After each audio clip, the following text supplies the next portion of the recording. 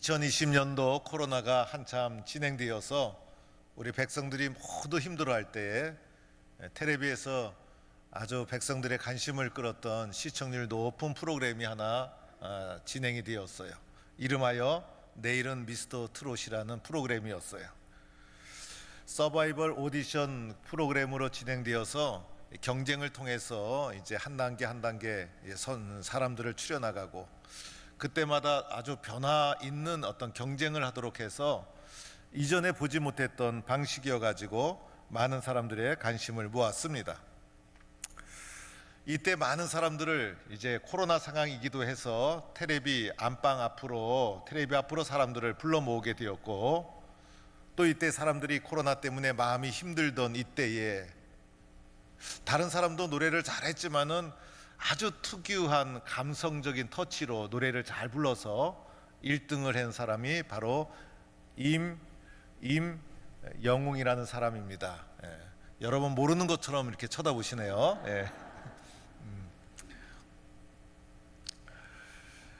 이 사람은 오랫동안 무명 가수 생활을 했던 사람인데, 코로나 상황에 또 특별히 이런 프로그램이 마련되면서 도전을 하여서, 그래서 생각지도 않게 1등을 하게 되면서 순식간에 국민 가수로 떠오르게 되었고, 이 오디션 프로그램 하나가 이 사람의 인생을 완전히 바꿔놓는 그런 사건이 되고 말았어요.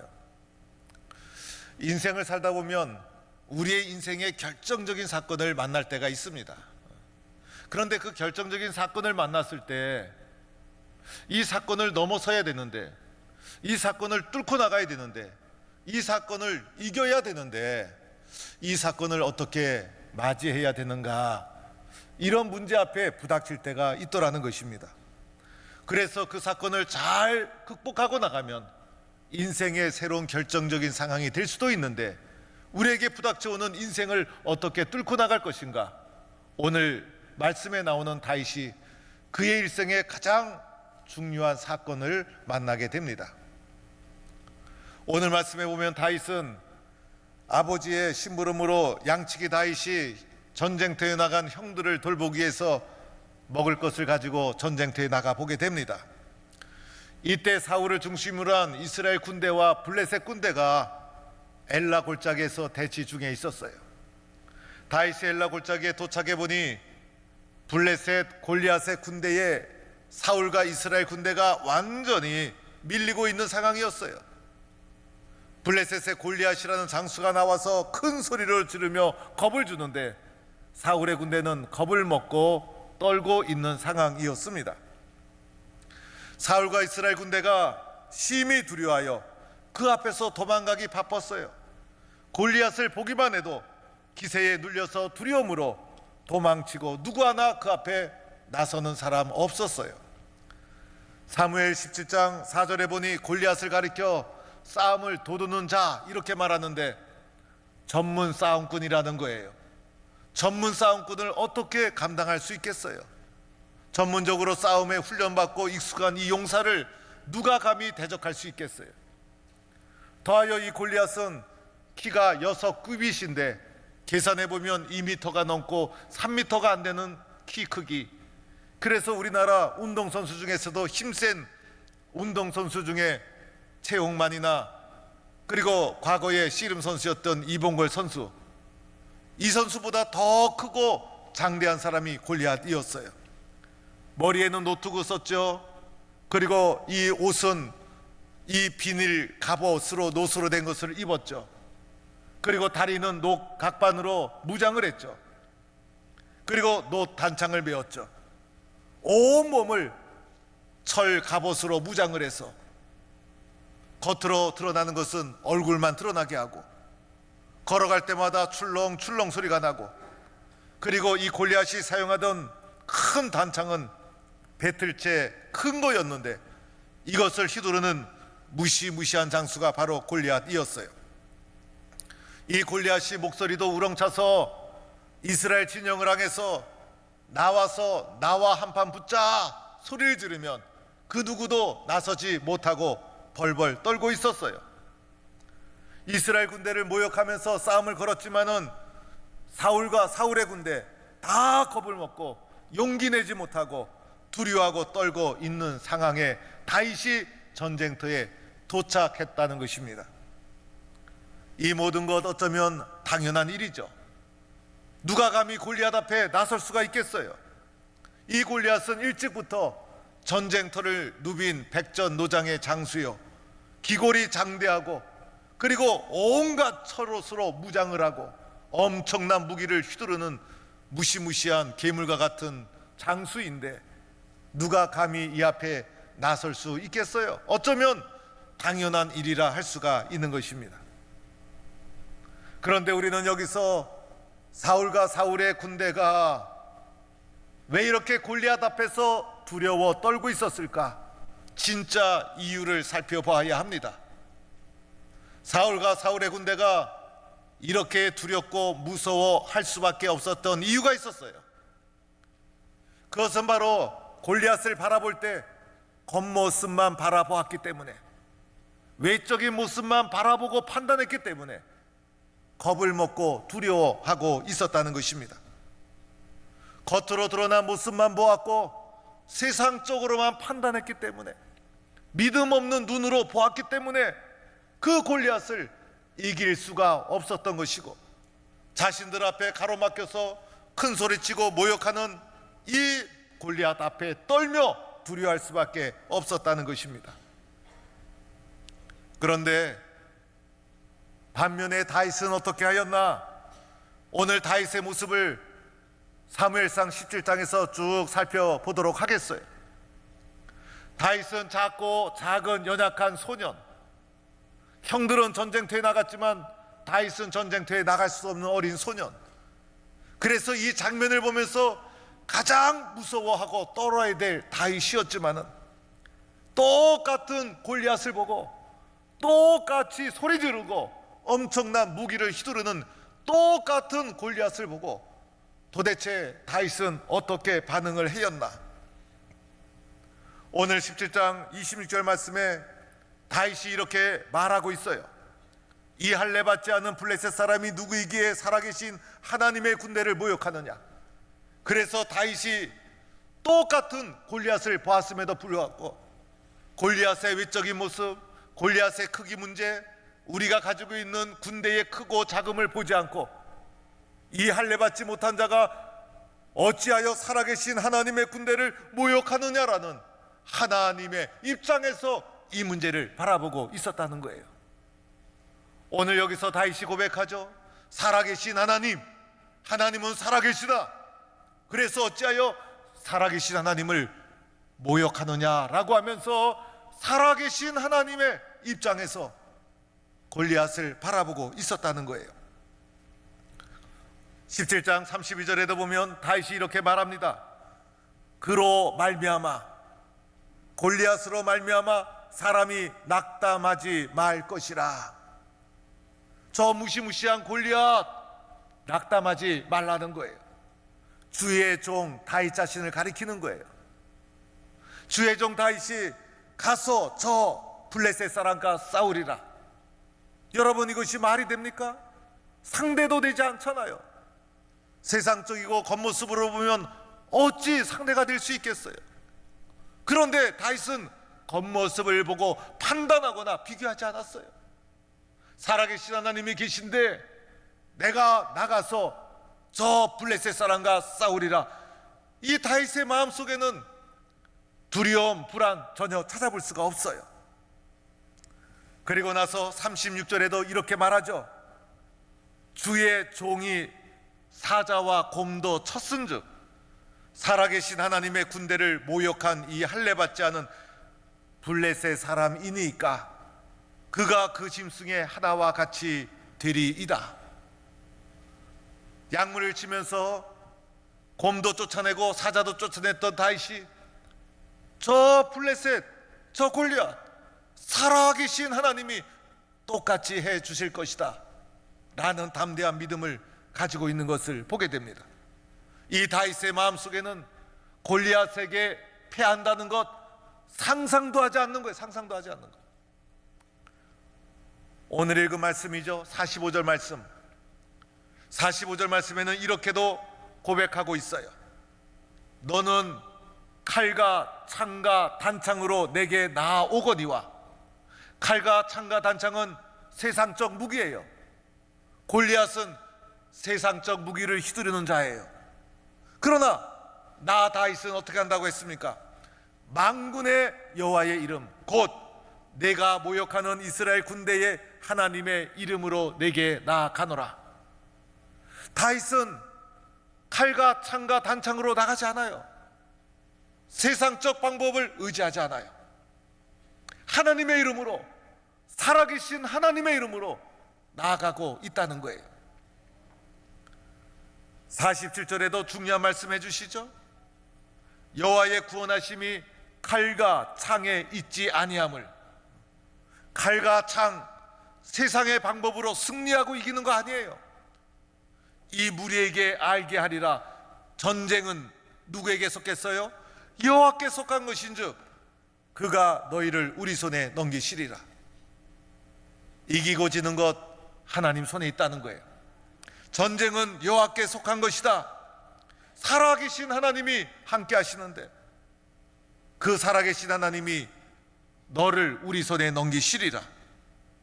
오직 다윗의 마음은 누구에게 집중되어 있어요? 하나님에게. 오늘 다윗이 가장 작은 소년임에도 불구하고 두려움 없이 골리앗을 바라볼 수 있었던 이유가 무엇이었을까? 다윗은요, 골리앗의 겉모습을 보지 않았어요. 영적인 관점에서 하나님의 눈으로, 신앙의 눈으로, 성경적인 관점에서 골리앗을 본 거예요. 똑같은 골리앗을 보았어도 중요한 것, 관점의 차이. 어떤 시각에서 보느냐? 결과를 다르게 가져와요. 사울과 다윗의 차이 뭐였어요? 사울은 믿음 없는 눈으로 봤고 다윗은 믿음의 눈으로 본 거예요. 이것이 차이였어요. 문제가 달랐습니까? 똑같은 골리앗이었어요. 똑같은 문제를 겪어요. 똑같은 시련을 겪어요. 그런데 어떤 사람은 사울의 눈으로 보고 어떤 사람은 다윗의 눈으로 보게 되는 거예요. 여러분, 여기에서 결과가 달라지는 거예요. 여기에서 역사가 일어나는가? 이 사건을 딛고 일어서는가? 어떠한 관점으로 보느냐가 이 전쟁의 승패를 결정하게 되는 거예요. 세상적인 믿음 없는 눈으로 보면 우리가 이길 수 있는 시련이 얼마나 되겠어요? 우리 앞에 하물며 골리앗처럼 엄청난 장애물이 우리 앞을 가로막을 수 있잖아요. 겉모습을 보면 이길 수 있겠어요? 미리 보고 좌절하고, 미리 보고 절망하고, 두려워하고, 도망가고, 피하고, 대적할 생각조차 하지 못하고, 오늘 우리가 살아가는 삶 속에 매일매일 우리의 인생을 가로막고 우리의 삶을 넘어뜨리려고 하는 세상의 골리앗이 밀려오고 있지 않습니까? 여러분, 이것을 어떻게 이겨나갈 수 있겠어요? 그러나 영적인 관점, 믿음의 눈, 하나님의 중심에서 바라보면 이기지 못할 일이 아무것도 없는 줄로 믿습니다. 관점의 차이, 어떠한 관점에서 바라보고 있느냐, 거기에서 승패가 결정이 되는 거예요. 오늘 우리는 다윗이 골리앗을 쓰러뜨리는 이 사건을 통해서 첫째로는 어떠한 사건을 바라보더라도 신앙적 관점, 하나님의 눈, 영적인 관점에서 바라보자, 이렇게 결단해야 합니다. 겉모습 보고 세상적 믿음 없는 눈으로 보고 그러면 지는 거예요. 그러면 세상 사람과 똑같은 거예요. 문제를 똑같이 바라봐도 바라보는 관점이 달라요. 세상 사람들은 겉모습 보고 이미 판단하고 비교하고 절망하고 두려워합니다. 우리들은 신앙의 눈으로 보면서 두려움이 없어요. 용기가 솟아나요. 이기지 못할 것이 아무것도 없어요. 살아계신 하나님이 계신데 어떠한 시련이 밀려와도 골리앗과 같은 장애물이 우리 앞을 가로막고 있어도 영적인 관점에서 바라보고 대처하는 거예요. 두 번째로는요, 전쟁은 누구에게 속한 거예요? 하나님께 속했다.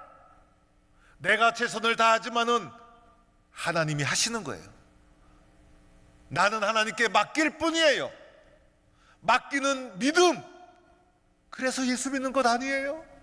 예수 믿는데도 이 믿음 없으면 어떡해요? 그래서 전쟁은 여호와께 속한 것이다. 믿고 주님 앞에 맡기는 거예요.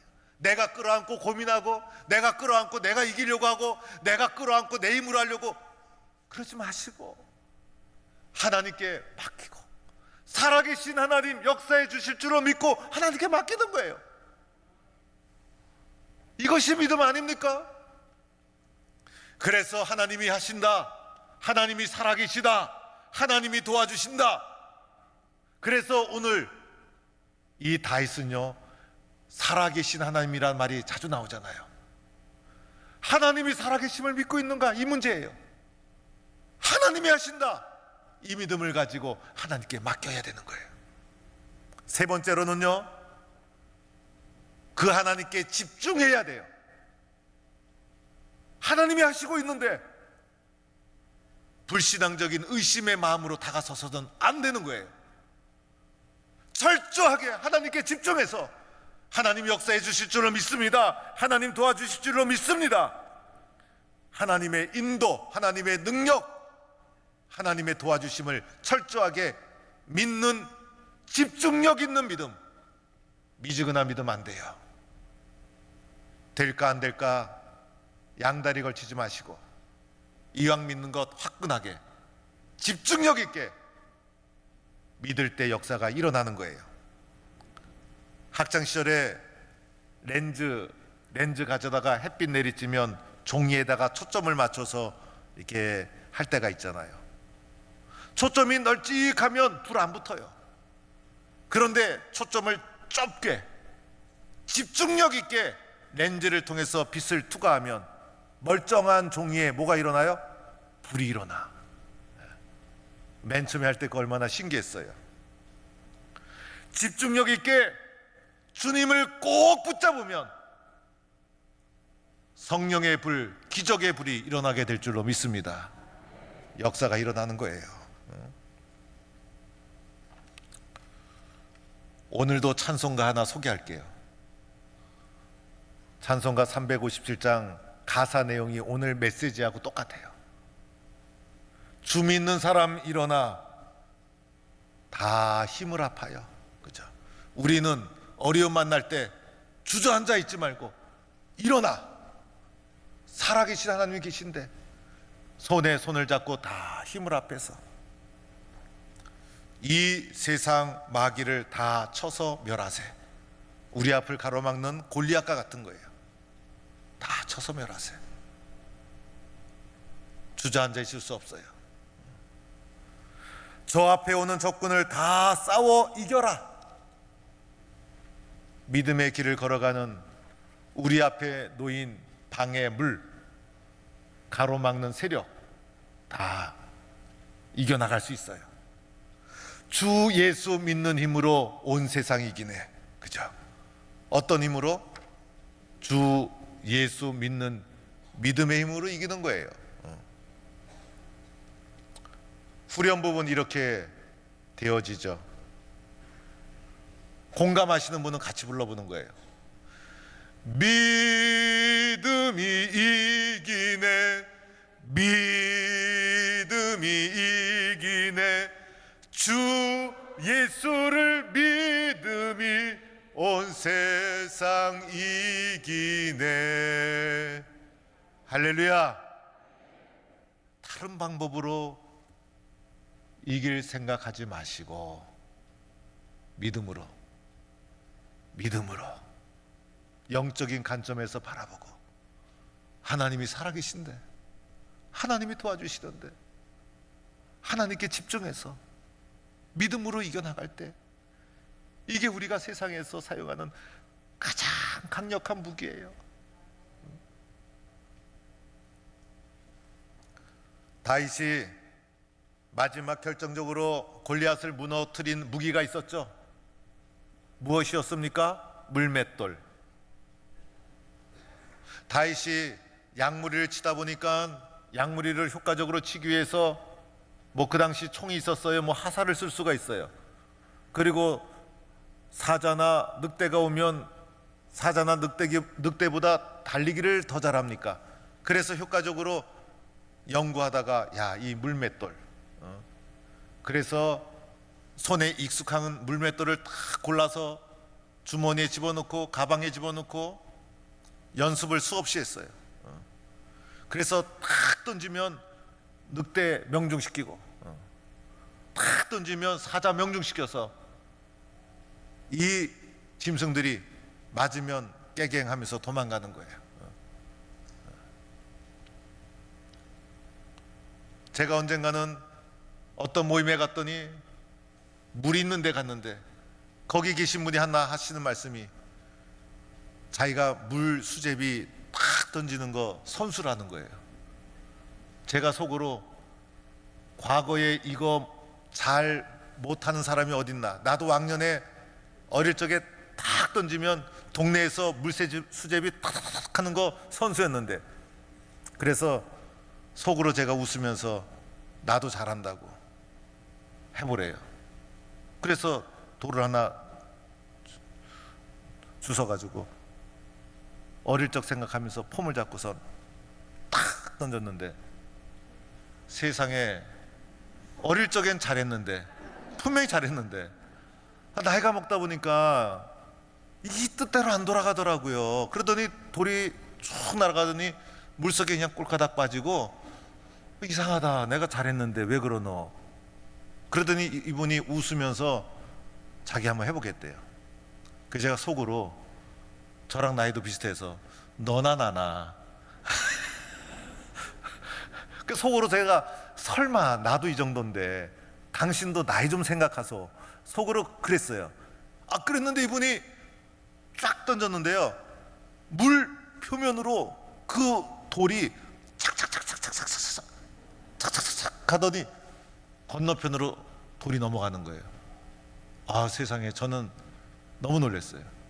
야, 이 사람 대단한 사람이다. 참, 물수제비 인생에 큰 도움도 안 되는 이것을 잘하려고 얼마나 노력했으면 이렇게 했을까. 그런 분들 있잖아요. 어떤 분은 새총 연습을 해가지고요, 이 새총이 백발백중이야.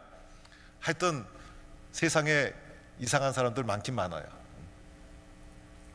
그런데 다윗은 이 물맷돌을 가지고 양무리를 치기 위해서 백발백중의 물맷돌 실력을 갈고 닦은 거예요. 골리앗에게 덤벼들 때 칼을 뽑아들고 갔으면요, 다윗은 졌어요. 골리앗이 전혀 예상하지 못한 방법, 다윗이 갈고 닦았던 숨겨진 비법 물맷돌, 힘차게 던지자 어떻게 되었어요? 골리앗의 이마에 백발백중으로 정확히 탁 꽂히면서 골리앗이 쓰러지고 만 것이에요. 우리 믿음의 사람들이 가장 익숙하게 다루는 영적인 방법이 있죠. 우리 믿음의 사람들이 가장 쉽게 다루는 영적인 방법 뭐예요? 기도의 물맷돌을 갈고 닦는 거예요. 기도의 물맷돌을 백중으로 갈고 닦는 거예요. 그래서 우리의 앞에 골리앗과 같은 장애물이 나타났을 때 살아계신 하나님이 계시는데 강력한 갈고 닦은 무기, 기도의 물맷돌을 강력하게 던지는 거예요. 어떤 장애물이라도 쓰러지게 될 줄로 믿습니다. 하나님의 관점에서 바라보고 전쟁은 여호와께 속한 것이다, 하나님이 하신다, 우리는 하나님께 맡긴다, 하나님께 집중하고, 마지막 우리의 가장 익숙한 방법, 기도의 물맷돌을 갈고 닦아서 우리 앞을 가로막고 있는 수많은 어둠의 세력들, 장애물들, 고난과 시련 넉넉히 이기고 승리하는 성도가 되기를 간절히 축원합니다.